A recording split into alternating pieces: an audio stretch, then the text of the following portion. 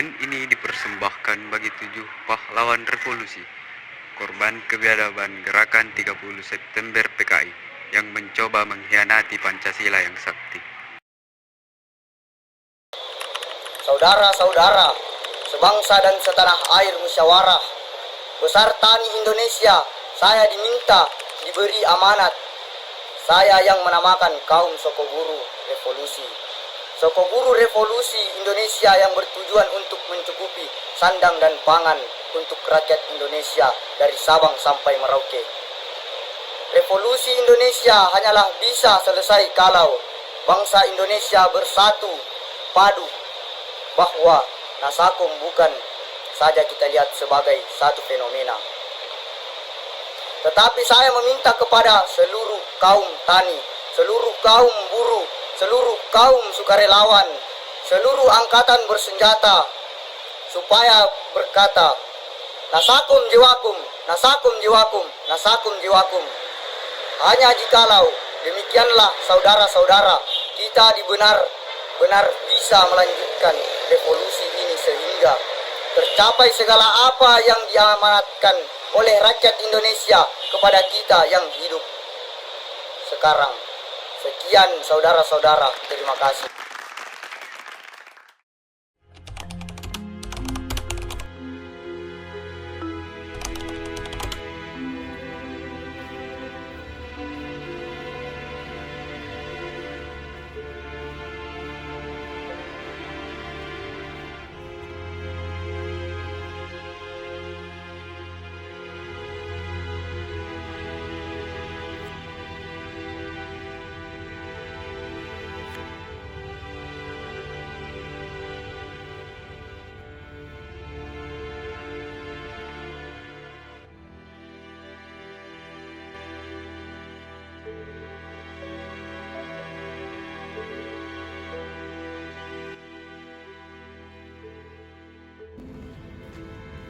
Maaf, kawan ada telepon.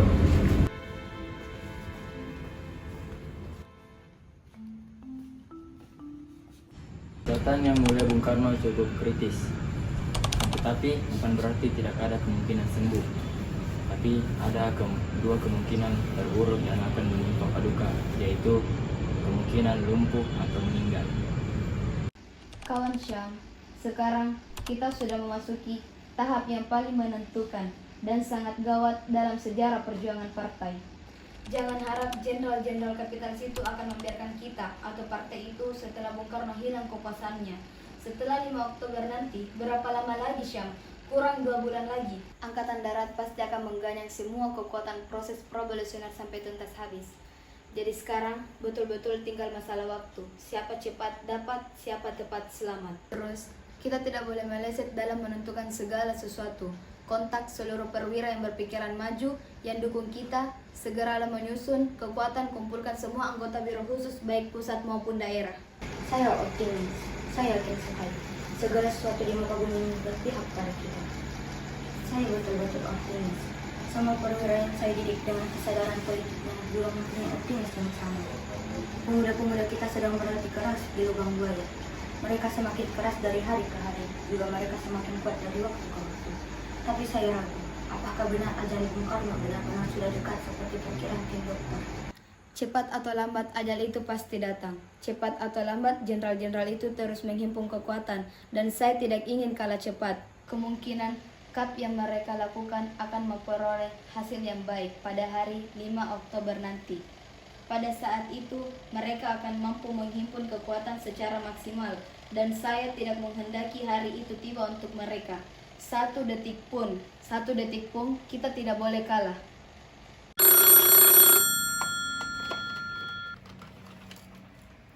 Halo, Untung di sini.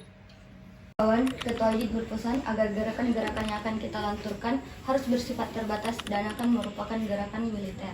Kedua, sasaran utama adalah para jenderal, tergabung dalam apa yang dinamakan Dewan Jenderal dan Nautika Jenderal, atau tokoh-tokoh yang akan dipakai komunis Mamubi. 3. Gerakan ini harus menguasai instalasi-instalasi vital seperti Telkom RI, PPT Kereta Api, dan lain-lain. Untuk memimpin gerakan ini, kita sepakat mengajukan 3 orang, yang terdiri perwira-perwira bermigran maju, yaitu Letnan Kolonel Untung, Komandan Batalion dari Presiden Cakrabirawa, Kolonel Infantri Komandan Brigjen 1 Kodam 5 Jaya, dan Mayor Udara Suryono, Komandan Pasukan Pegawai Pangkalan Udara. Ada koreksi? Saya kira cukup. Sebelum Ketua Aidit berkomentar, saya ingin kawan Syam terlebih dahulu menilai karya saya.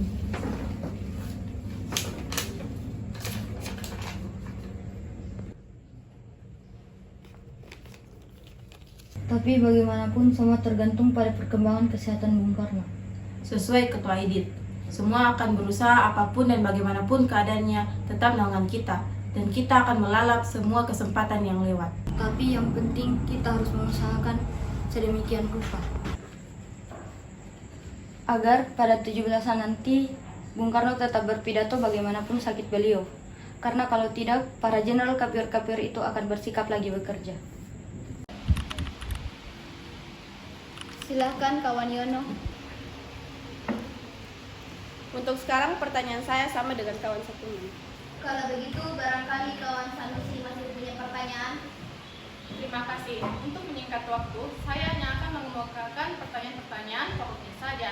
Sama dengan kawan Insinyur Satirman, yaitu mengenai info Dewan Jenderal. Apakah sumbernya sudah dapat dipercaya? Dan yang lebih penting, apakah hal itu sudah dicek kebenarannya? Yang kedua, apakah hal yang serius yang menyangkut masa depan partai ini sudah pernah dibicarakan dalam rapat Dewan Harian Politbiro dan bagaimana perkembangannya? Yang terakhir, saya ingin minta agar ketua yang terhormat menguraikan secara lengkap mengenai perimbangan kekuatan APRI, terutama apabila nanti perwira-perwira yang progresif revolusioner, perwira-perwira kita bertindak mendahului Dewan Jenderal ini betul-betul menyangkut nasib dan masa depan partai. Terima kasih. Saya kira saya tidak perlu mengatakan kesetiaan macam bagaimana yang harus saya berikan kepada setiap anggota dalam rangka meyakini serta menjunjung kebesaran partai, keselamatan partai, dan masa depan partai yang adalah di atas segala-galanya. Dan saya kira tidak. Saya yakin yang hadir di sini pasti memahami bahwa ada saat-saat berpikir, ada saat-saat berbicara, dan ada saat-saat berbincang. Hari ini saya harus mengatakan bahwa hari-hari esok adalah hari-hari tindakan. Sudah tentu sumber info Dewan Jenderal tidak hanya satu, tapi saya kira Badan Pusat Intelijen BPI harus dapat dipercaya. Sebab kalau tidak, berarti kita tidak punya lagi badan yang bisa dipercaya. Laporan mengenai hal ini saya terima dari kepala stafnya, yaitu Brigjen Polisi Sultarto. Pengecekan sudah tentu akan dilakukan langsung kepada kepalanya, yakni Subandrio, dan dalam rangka tukar-menukar informasi pihak PNI, Ali Sastra Wijoyo juga sudah saya beritahu. Tapi yang paling penting saya minta kawan-kawan bisa menahan diri supaya jangan serba ingin tahu. Ini semua demi keadaan darurat. Kelak bila terjadi sesuatu di luar rencana kita, tidak semua orang mampu menahan siksaan untuk tetap tutup mulut dan tidak membocorkan nama-nama demi keselamatan partai. Ada faktor yang menguntungkan kita karena ada ketidakkompakan antara Dewan Jenderal, yaitu antara Nasution dan Yanin tentang waktu pelaksanaan perebutan kekuasaan. Sementara Ali dan Akri dapat kita netralisir karena kedua angkatan ini sedang sibuk dengan urusan intern mereka sendiri. Sementara Auri akan memberikan fasilitas. Instruksi. Apakah ketua berpendapat suatu aksi akan dapat sukses kalau aksi itu hanya dilakukan di Jawa saja? Terima kasih. Menurut pendapat saya, kunci kemenangan adalah Jawa. Jadi, siapa yang bisa menguasai Jawa, ia yang akan menang. Lihatlah Peri Permesta yang praktis telah menguasai beberapa pulau di luar Jawa.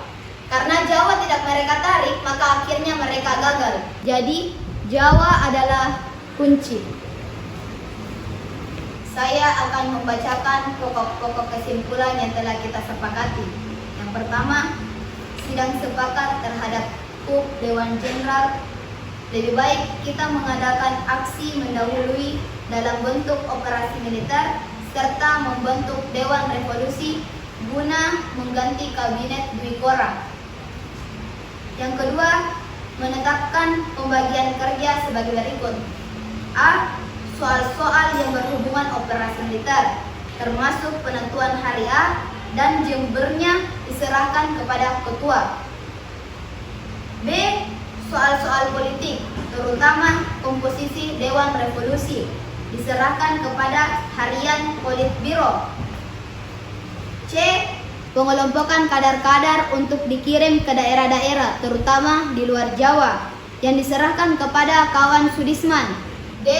Penentuan tenaga cadangan sebanyak 2.000 orang, diserahkan kepada kawan Yono, termasuk koordinator untuk dilatih di lubang buaya. Dan semua upaya-upaya di pos masing-masing menunggu instruksi lanjut sesuai perkembangan. Saya harap segala sesuatunya cukup jelas.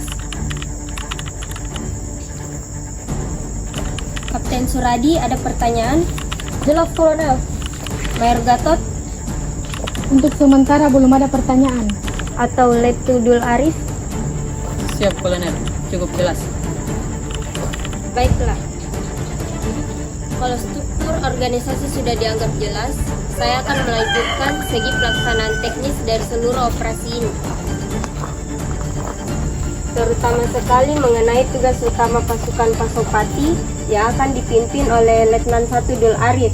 Tugas yang boleh dikatakan kunci keberhasilan dari seluruh gerakan ini yaitu menculik beberapa tokoh Dewan Jenderal. Sedemikian pentingnya tugas penculikan ini sehingga boleh dikatakan merupakan tugas inti. Jadi kegagalan dalam gerakan ini berarti kegagalan total gerakan. Jadi apapun dan bagaimanapun tugas ini harus berhasil, hidup atau mati. Hidup atau mati, semuanya semacam kontrak mengenai markas gerakan kita bagi menjadi dua, yaitu Sentral Komando 1 dan Komando 1 di Gedung Penas dan Sengko 2 di Kompleks Halim. Di Rumah Sersan Udara Anis Suyatno, kawan Aidit sebagai pemimpin tertinggi gerakan ini akan bermarkas di Sengko 2 Halim. Sedangkan pimpinan pelaksana termasuk saya, pelaku komando gerakan militer, akan bermarkas di Sengko 1 di Gedung Penas. Sekarang jam 1.30. Jam break kita tetap jam 4 tepat dan jam DII 1 adalah jam 3 tepat. Ketujuh jenderal itu antek-antek imperialim CA yang mempunyai tujuan jahat dan akan mengadakan klub atas kepemimpinan pemimpin besar revolusi Panglima tertinggi seumur hidup Bung Karno. Sebagai prajurit, kita harus menggagalkan rencana itu. Rencana itu tidak benar. Siap! Pasukan dengan sasaran Jenderal Nasution dipimpin oleh Raja Pedut. Siap! Pasukan dengan sasaran Jenderal Ahmad Yani dipimpin oleh Letu Mukijan. Siap! Pasukan yang menculik Jenderal Suprapto dipimpin oleh Sulaiman. Siap! Untuk Jenderal Haryono dipimpin oleh Sarjen Bungkus. Siap! Untuk sasaran Jenderal X Farman dipimpin oleh Sarjen Satar. Siap! Untuk sasaran Brigjen Panjaitan dipimpin oleh Sarjen Sukarjo. Siap! Pasukan yang harus menculik Brigjen Sutoyo dipimpin oleh Suerono. Siap!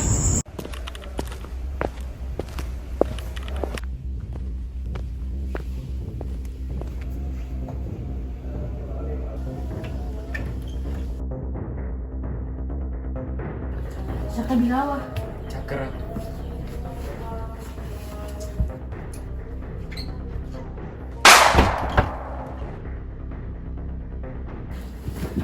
Cepat pergi. Buka pintunya! Cepat, Jenderal! Buka pintunya!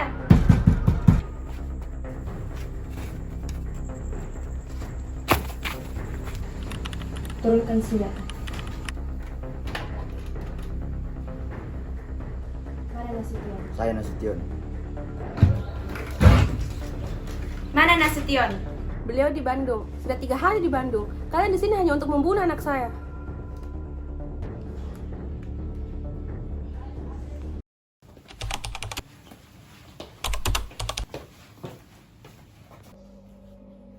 Mbak, Mbak, Mbak.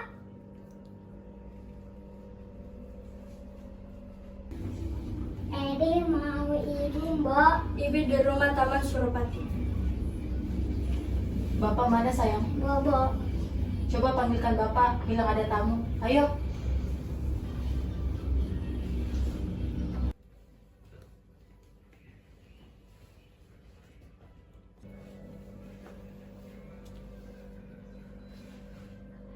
Ada apa? Bapak diminta menghadap presiden. Sekarang juga. Sekarang? Siap, Jenderal. Kalau begitu, tunggulah. Saya mandi dulu. Sebaiknya tidak saya mandi, Jenderal. Paling tidak cuci muka tuh berpakaian. Tidak usah, Jenderal. Lancang kalian. Tahu apa kalian? Tembak.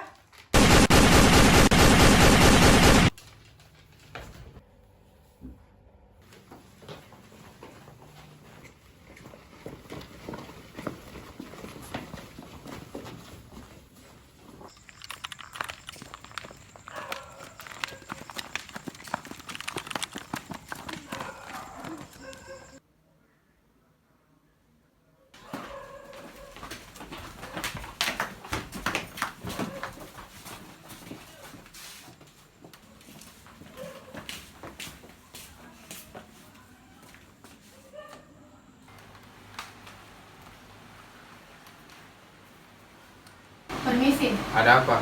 Jenderal dipanggil untuk menghadap Presiden sekarang juga. Malam-malam begini? Mudah begini? Maaf Jenderal, tidak ada penjelasan, waktu terbatas. Apa artinya ini semua? Kami hanya menjalankan perintah Jenderal, Perintah siapa? atasan kami. Siapa dia? Silahkan jalan Jenderal. Apa tidak sebaiknya saya berpakaian dulu? Jalan.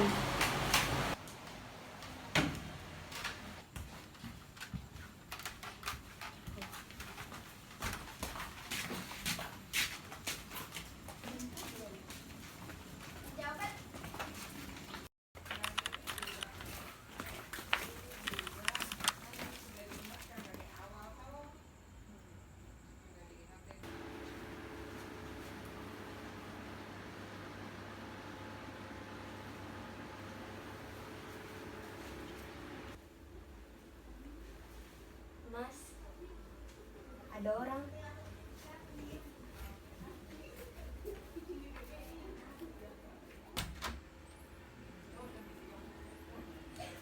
Misi Jenderal, Ada apa? keadaan negara genting Pak. Pak Presiden meminta agar Bapak menghadap sekarang juga. Baik.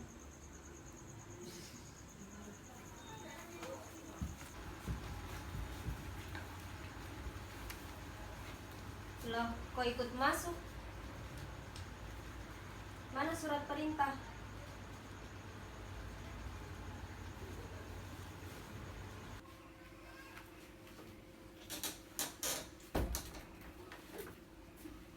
Kok aneh mas, NRP mereka cuma 4 angka. Itu memang NRP Cakra.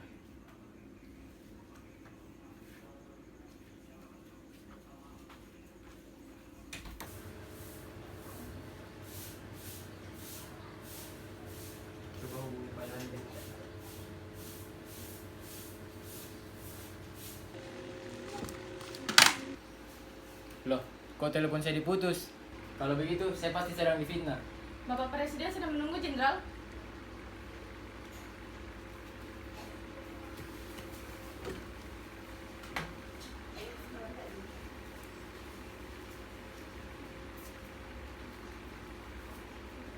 Permisi Jenderal, Pak Presiden meminta agar menghadap Bapak sekarang juga. Dipanggil presiden. Begitu perintah yang kami terima Pak. Malam-malam begini, jam berapa ini? Hampir pagi Pak. Hampir pagi, kamu tidak salah dengar. Kami kira tidak, situasi gawat Jenderal, Bapak Presiden menunggu di istana. Kalau begitu tunggu sebentar, saya berpakaian dulu sebentar. Tidak usah Jenderal. Jalan.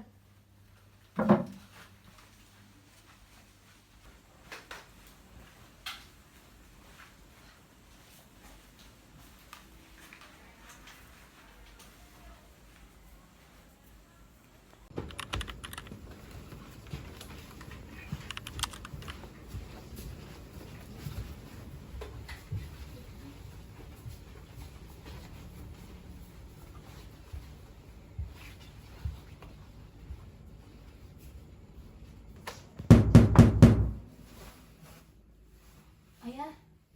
Ya.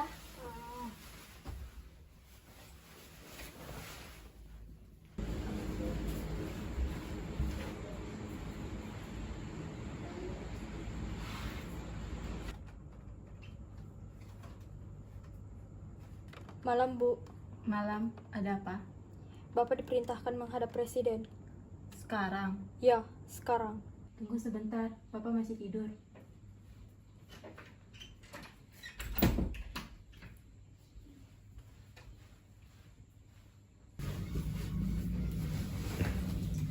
Suruh saja mereka datang kembali jam 8.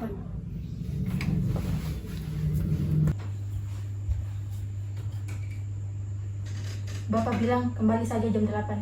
Tidak bisa, Bu. Keadaan penting. Kami harus membawa Bapak sekarang. Kalau begitu, tunggu sebentar.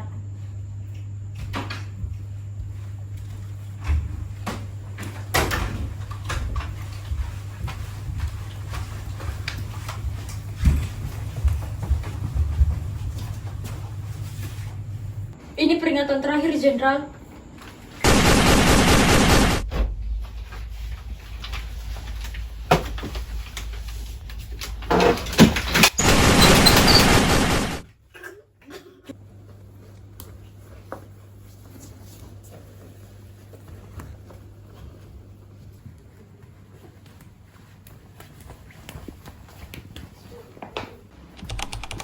Mana Ndromu? Ampun, Pak.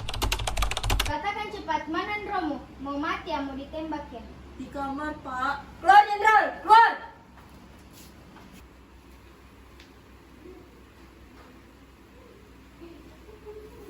Siap. Angkat tangan, Jenderal.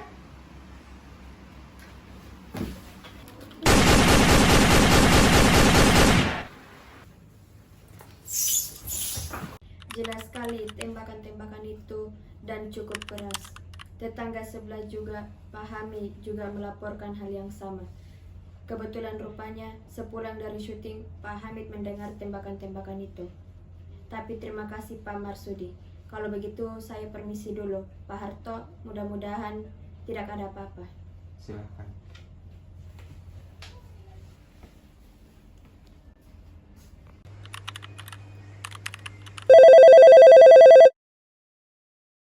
Halo, bisa bicara dengan Jenderal Umar? Dari mana ini? Hamdan, Ajudan Pangas. Sebentar.